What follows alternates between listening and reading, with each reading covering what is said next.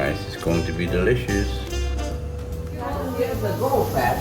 So, and now we are coming to the dessert. And we already did some preparations, you know, we made the tiramisu 2 days ago. Wait, what are we not telling? It's actually mom's. Don't tell anybody. The best tiramisu. The best tiramisu in the world.